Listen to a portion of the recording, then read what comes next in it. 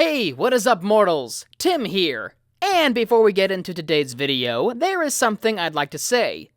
I'd like to let you all know that we have a merch store. Some of the items in it are only available for a limited amount of time, so if you're interested, go into the description and check it out.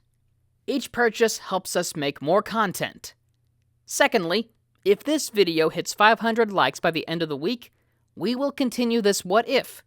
Thirdly, if you didn't know, only 41.3% of you guys are subscribed to us, so please, hit that subscribe button and click the bell icon. Now, with that out of the way, let's get into the story.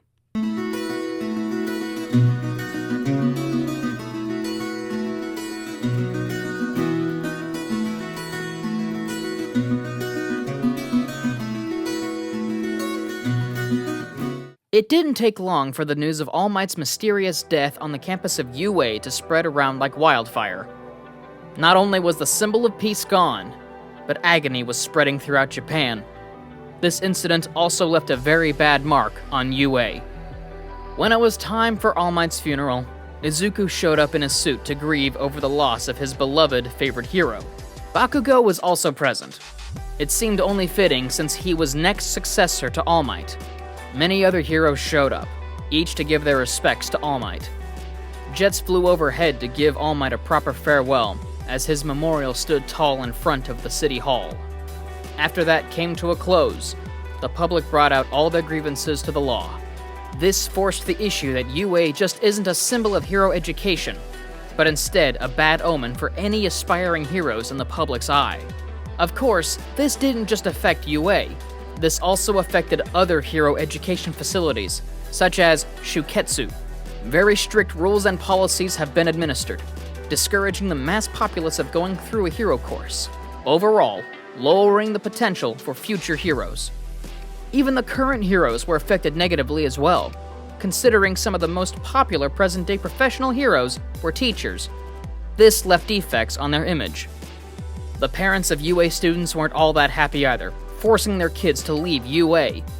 This included all of the business course, most of the general studies, most of the support course, all of Class 1B, and sadly, some of 1A. This initialized the twilight years of UA. This would be considered the last semester. Back in the bar, the League of Villains was basking in the glory that was the beginning of the Hero Society's downfall.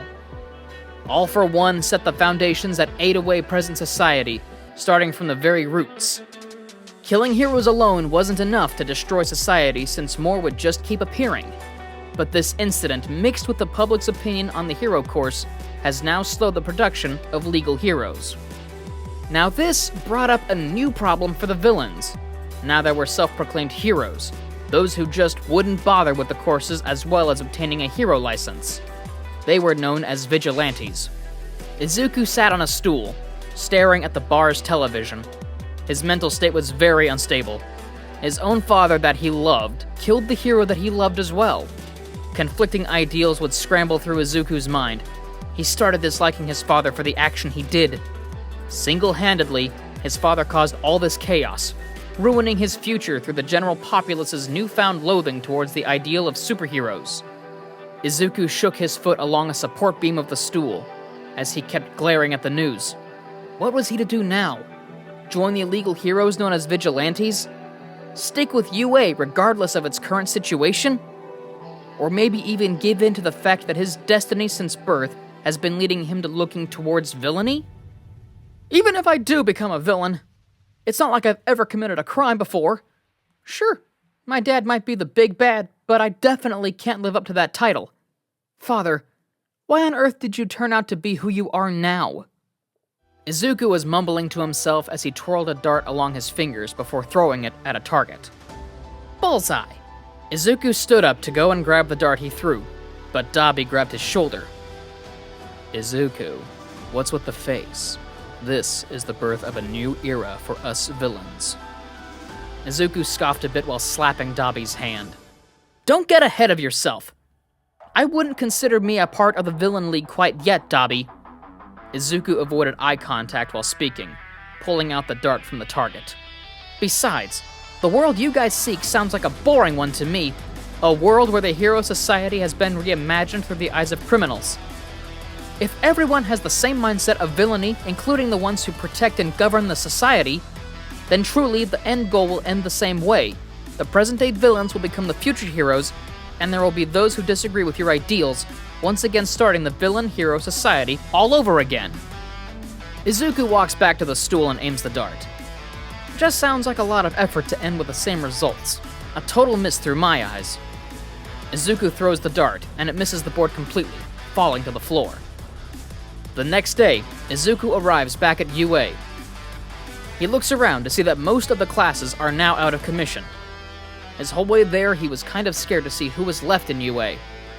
As Izuku walks in, he immediately spots Bakugo with his spiky blonde hair. "Are you all that's left, Kacchan?" Bakugo rolls his eyes and points at the clock. "No, you idiot. We're just here early." Oh. Izuku walks over and sits at his desk behind Bakugo. "Hey, Kacchan?"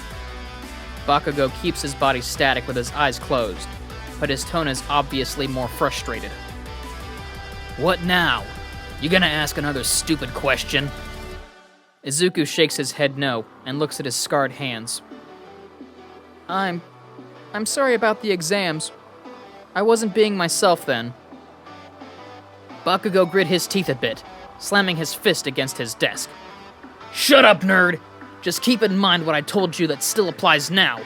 Don't even think about getting in my way again." Izuku nodded. Things may be looking down for heroes as a whole right now, but he won't let his dreams dwindle away this easily. Izuku will be a hero one day. More classmates began joining as the minutes came by. When Aizawa came in through the door, there were only 8 out of the original 20 classmates left in the class. Izuku, Bakugo, Ida, Tokoyami, Momo, Ochako, Kirishima, and Todoroki were all that were present now. As you may have noticed, there is a lot less of you now ever since the incident with All Might. That being said, this also includes other years as well. We do still have our big 3. In fact, today they will be introducing themselves to you guys. Come in. Before we get back into the story, I would like to say that we've got a second channel called Anime Deep Dive. Anime Deep Dive goes over the hard facts of the anime presented. Now, in case you guys didn't know, we have a third channel called Anime Theory. Anime Theory mainly focuses on a large variety of mind-boggling anime theories. If you are interested in content like this, please go check the description below or click the icon in the top right corner. Now, with that out of the way, let's get back into our story. The door opened, and 3 older students came walking in through the door. One was blonde with obvious scars along his arms. Another had dark hair and a very unfriendly face. And the other had blue wavy hair and had a super bubbly personality. They all introduced themselves. However, since most of the students are no longer enrolled, they tried extra hard to give off the happy state of mind. They all introduced themselves to what was left of Class 1A. And Mirio still went through with showing them how hard work equals power. They all suited up in their gym clothes, including Mirio, who stood proudly on the other side of the training gym facing the students. He was putting on a genuine smile with his arms crossed, ready to show these noobs how hard work can be utilized into your skills as a hero. The fight started, and immediately, Mirio's clothes passed through his body as he passed through the floor. Their eyes widened, not sure on where he went, sporadically looking around for where he might pop up next. He leapt up from the floor in the middle of all of them, using each fist and foot to punch and kick 4 of them before diving back into the floor. Everyone rubbed their faces in the spots that got hit as Izuku kept focus, before looking behind him, seeing Mirio pop up. Izuku shot a few laser beams at Mirio, but they passed through his body. Izuku leapt at him, his hands passing through his torso. Mirio used his hand to go through Izuku's eye before rotating around Izuku and punching him straight in the stomach. Izuku's breath was knocked out of him as he clenched his stomach while falling to the floor. Bakugo immediately swept into action, using his explosions to navigate around Mirio. He got up real close, waiting for Mirio to use the same move he did on Izuku, and Mirio fell for it. The moment Mirio rotated and made his fist tangible, Bakugo propelled a tiny explosion, hitting his fist. A bit of skin got bruised against Mirio's fingers before going intangible, falling through the floor. Izuku and Kirishima tag-teamed for Mirio's next surprise entrance. He leapt up real high and Kirishima lunged at him, guarding himself like a ball. Red Riot, unbreakable! Kirishima's entire body hardened, but it was not for much. Mirio passed right through him and grabbed Kirishima by the leg, tossing him back down at Deku, causing a small crater upon landing. Izuku had just recovered before being hit again by Kirishima. This knocked him out for the count. Tokoyami used Dark Shadow's abyssal body move to get in close with Mirio. There wasn't much he could do either. Dark Shadow would just pass right through him. When Mirio made a vantage point to get behind Tokoyami, he punched his back, his fist passing through Dark Shadow, and once the fist made contact with Tokoyami's back, Mirio went tangible again, launching him a few feet away. Power! Todoroki shot flames right at Mirio, who managed to evade them and punch Todoroki right in the stomach. This knocked the air right out of Todoroki. Mirio then made quick work of Ochako and Momo, punching them both in the stomachs as well, since there wasn't much they could do about this situation. Power! After the battle wrapped up, Izuku woke up rubbing his head. Kirishima offered his hand apologizing for doing a number on him like that. Izuku shrugged off the fact that Kirishima hurt him like that and smiled, accepting the apology. Don't worry about it. After all, it was Mirio that tossed you. You didn't do it on purpose. Mirio went over with the students about his quirk, and how it was more of a hindrance than a blessing. But through sheer hard work alone, he surpassed this handicap and turned it into a strength, and how he rose to the top before UA was still full of aspiring heroes. Due to the sheer lack of students now, this battle would become part of the daily course for Class 1A.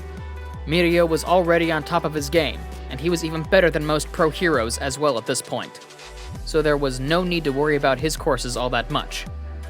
Instead, the main focus now was to put Mirio's experience and fighting tactics and apply it to those who were still around in UA. The other members of the Big Three were also enrolled into this training regiment for the first years as well, since they had techniques and teachings that even Mirio wasn't capable of. UA's top three were now helping lead the teaching regiment for their underclassmen.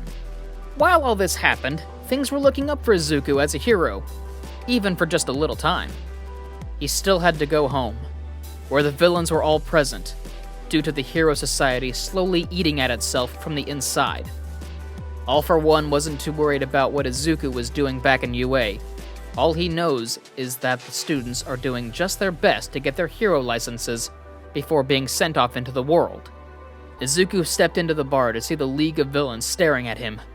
Shigaraki had a mean look on his face. Join us, Izuku. Thank you all for watching the video to the end. Now, there are a few more things that I'd like to go over before the video ends. On behalf of We the Celestials, I would like to thank the editor of this video as well as the writer of this video. Their details will be in the description below. Now, if you are an actor, writer, or editor, or any of those things that you want to be, go on into the Discord in the description below and hit up the head of one of those departments. That's it from us for today's video. So thank you all for watching. If you liked it, hit that like button, and if you're interested, subscribe to the channel. With that being said, take it easy, mortals. Have an amazing day.